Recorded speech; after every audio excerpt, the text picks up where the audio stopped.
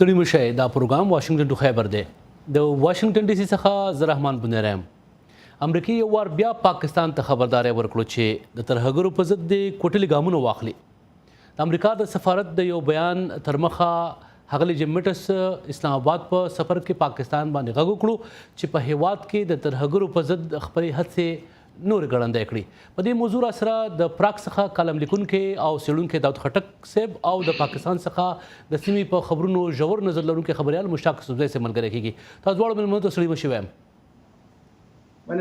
مهرباني. له دې دمخه چې بحث شروع کړو، اول په دې موضوع د پېښور څخه د ډیوه د خبریال مدثر شاه دا رپورټ ګورو. د وایس اف امریکا ډیوه کتونکو لکه څنګه چې تاسو ته معلومه ده د امریکا د دفاع سکرتر جیمز مېټس پرون د پاکستان یو ورځنۍ دوره کړې ده او دلته د پاکستان اعلی چارواکو سره لیدنه کړې ده. په دغه لیدنه کې جیمز مېټس د پاکستانی چارواکو ته ویلي دي چې د ترهګر ډلو په ضد باندې عملیات لا نور هم ګړندي کړي او په خصوصي توګه فاټا کې ویل کېږي چې د حقاني شبکه دغه ځای کې شتون لري. جیمز مېټس پاکستانی چارواکو ته دا هم ویلي دي چې د حقاني شبکې په ضد د کوټلي ګامونه پورته کړي. خو پاکستانی چارواکي بیا دا خبره نه مني او وایي چې ټول ملک کې او په خصوصي توګه باندې فاټا کې او خېبر پښتونخوا کې چې دوی کوم عملیات فوزي عملیات ترسره کړي دي هغې کې نه یوازې حقاني شبکه بلکې نورې ترهګر ډلې دوی د منځ نه وړي دي.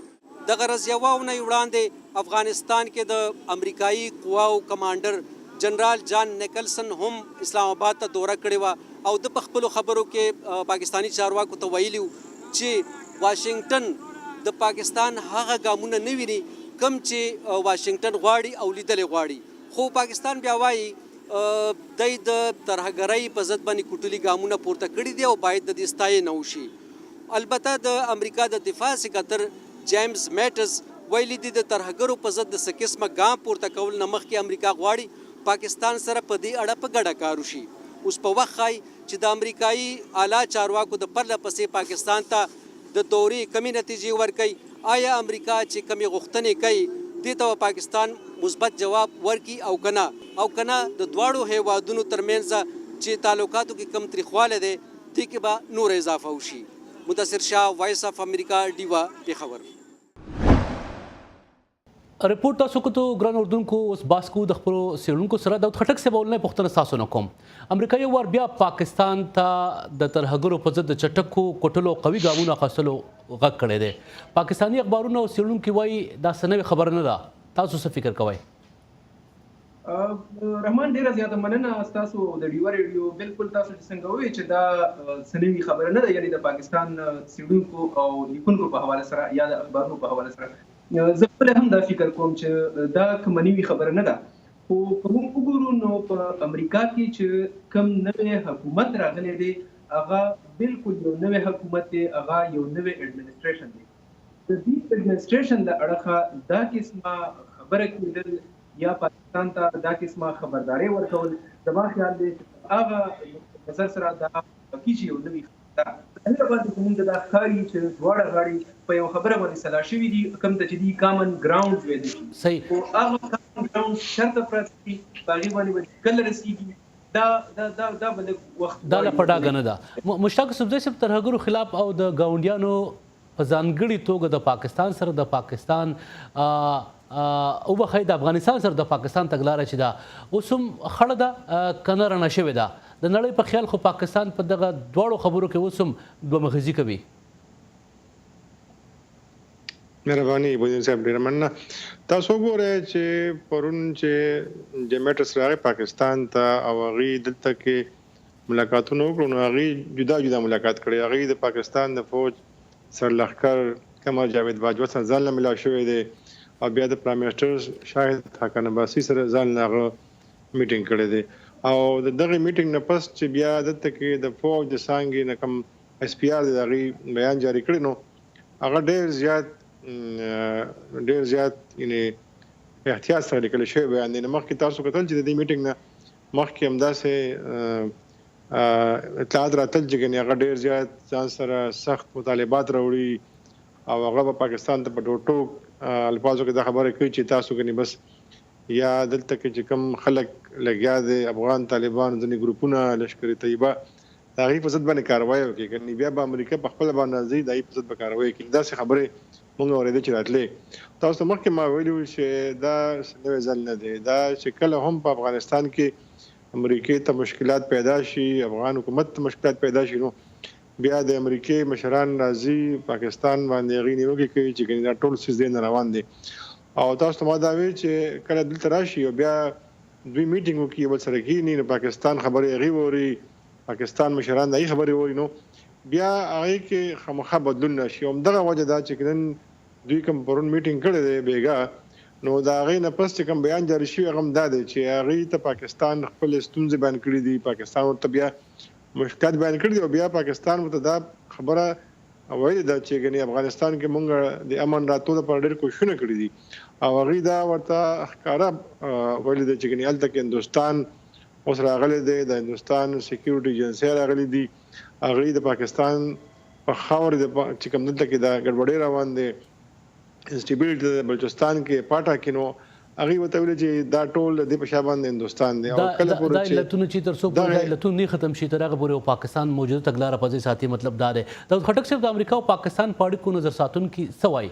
که اسلام آباد د واشنګټن دا تازه غوښتنې ونه مني نو څه لارې چارې یا امکانات کېدای شي؟ ګورې مونږ که وګورو نو د امریکا لکه څنګه چې مشتاق ډېر په تفصیل سره دا خبره وکړه چې پاکستان څه غواړي، او بیا به مونږ دا ووایو چې هلته امریکا څه غواړي. امریکا اوس په هر صورت باندې د اوباما د وخت نه والي تر اوسه پورې یا نوی اډمنسټریشن چې کوم راغلی دی په هر صورت باندې د افغانستان د جنګ ګټل غواړي، هلته سوله راوستل غواړي، او د دې ځای نه دوی خپل سامان راټولول غواړي چې دلته فوجونه واپس کړي. خو که داسې نه وي نو د دې ذمهواري به په پاکستان باندې دوی راولي په یو صورت کې یا په بل صورت. بل خوا که موږ پاکستان وګورو نو پاکستان په خپله باندې خپلې اندېښنې لري.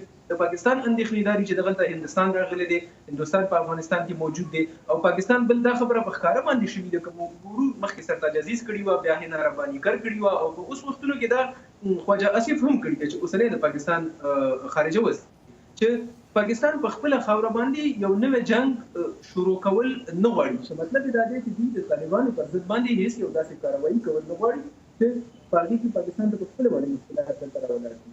زما په فکر باندې چونکې د امریکا لخوا د ولسمشر ډونالډ ټرمپ نه ونیسي تر جن مېټس او داسې خارجه وزیر ریکس ټیلرسن پورې هر یو کس په وار وار باندې دا خبره کړې ده چې پاکستان باید دې خبرې روانې کېږي چې دوی د امریکا سره مرسته ملګرتیا وکړي په افغانستان کې. خو بیا د پاکستان خپل شرطونه دي، نو ظاهره ده که دا دواړه غاړې په یو خبره باندې نه جوړېږي نو ممکنه ده چې د امریکا لخوا اوس موږ دا نشو ویلی چې هغه ګامونه به څنګه وي، خو داسې څه ګامونه اخیستل به په هغې کې خامخا شامل وي چې بعضې خلک لکه د پابندیو خبره کوي، بعضې خلک لکه څنګه چې اوس د کوم چې د لښکري طیبه دا مشر و په ده باندې د ترهګر وګرځولی شو یا داسې نور، نو دا قسمه ګامونه حافظ صاحب د دې امکانات شته دی.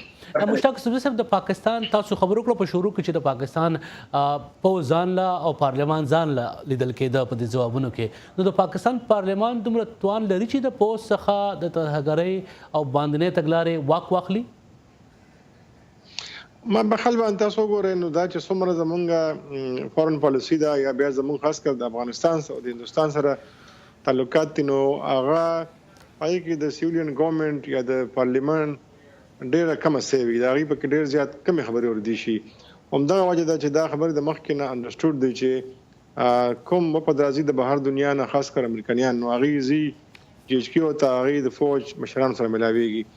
او بیا تاسو وګورئ چې دلته کې پاکستان چې کله په 2014 کې ضربېضرب اپریشن شروع کړو په شمالي وزیرستان کې، نو اپریشن ارلی مورنینګ کې شروع شو 15 جون باندې، او بیا د پاکستان چې کوم وزیر اعظم نو دا وخت نواز شریف هغه بیا د ورځې اعلان کو.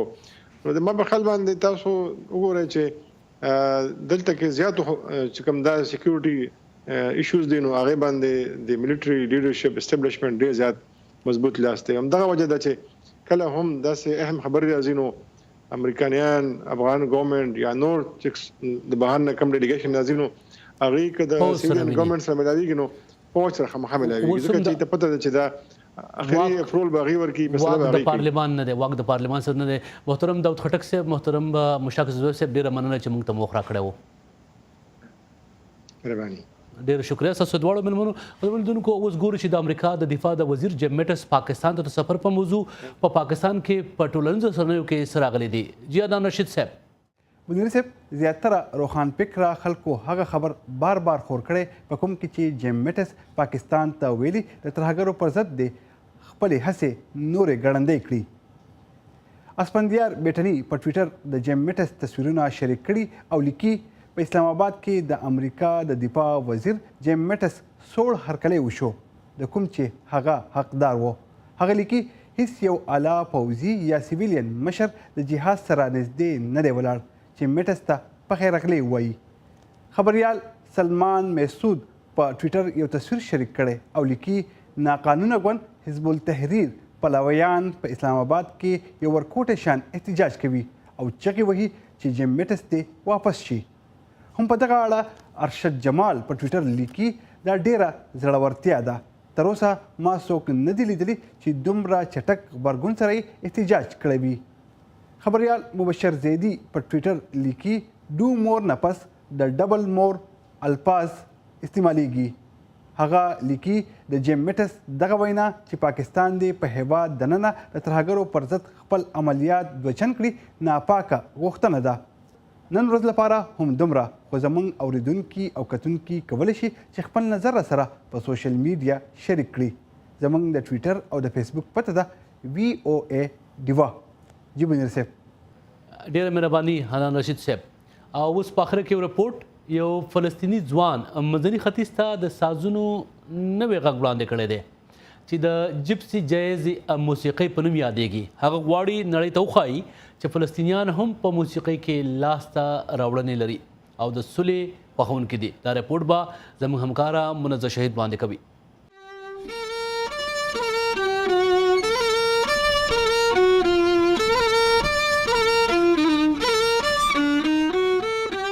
یو فلسطیني ځوان منځني ختیځ ته یو نوی او غیر معمول غږ وړی. دغه غږ د جپسي جاز میوزیک دی. بلشت تعلیمي الموسیقى في القدس بداية كان عمري 10 سنين. زه لس کلن وم چې ما په یورشلم کې موسیقي غږول پیل کړل. وروستو له هغې ترکیې ته ولاړم او هلته مې د جاز او جپسي موسیقي غږول زده کړل. سمیر راشد چې 26 کلن ځوان دی د موسیقي زده کړې یې په یورشلم کې د 10 کلنۍ په عمر کې پیل کړې. الداعم الاساسي كان لي بالتعلم في الموسيقى وهم اهلي. کله چې بیرته یورشلم ته راغلم نو خپل لومړی البم مې په کال 2015 کې خپور کړو. له دغه وروستو ما د فلسطین په نورو بېلابېلو ښارونو کې موسیقي پروګرامونه ترسره کړل. همداراز په نورو لوی اروپایي ښارونو کې خصوصي پروګرامونو کې مې هم ګډون درلود.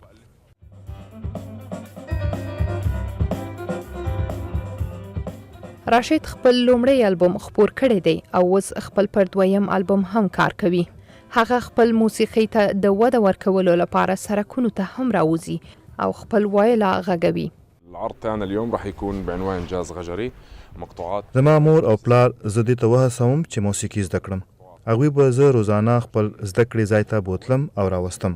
په دې ورځو کې زه په خپل دویم البم کار کوم او هڅه کوم ډیر زر یې جوړ کړم او په داسې کمپوزونو باندې کار کوم چې نړیوال دي تر څو نړۍ ته وښایو چې موږ څه لاسته راوړنې لرو.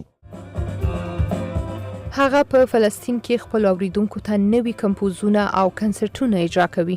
العرض تاعنا اليوم راح يكون بعنوان جاز زموږ د نن ورځې موسیقي کار جپسي جاز نومیږي او د دې کمپوز هم ما پخپله کړی. ځینې سرونه یا سازونه به یې زما د لومړي البم نه وي او یا ځینې د دویم نه.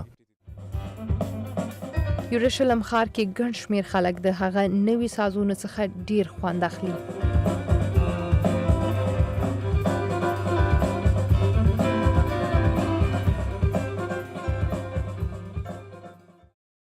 ګران لیدونکو همدا د نن ورځې پروګرام واشنګټن ټو خېبر زموږ خپرونې په ویب سایټ www.diva.radio.com باندې کتلی شئ.